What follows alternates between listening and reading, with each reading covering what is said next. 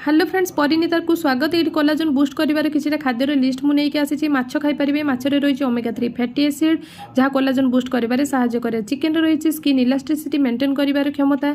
Chicken खाईपारे अंडा खाईपारे अंडारे रही बहुत सारा प्रोटीन चुट्टी आखि नख सबको ठीक कर। जो आपणकर खटा जातीय रही लेंबू कमला ये सब जिन को आप खाद्य ऐड करूँ।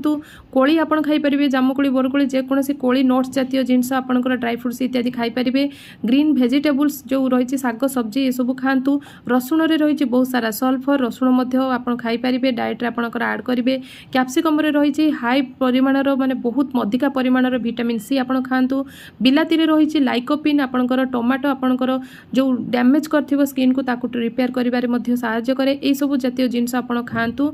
ड्राई फ्रुट्स अधिका मात्रा खातु। पानी बहुत परिमाण में पिंतु। चुट्टी आखि नख आपंकर स्किन सब जिनस हेल्दी रही। सुंदर सुंदर वीडियो देखा चैनल को सब्सक्राइब करूँ। रोची नमस्कार।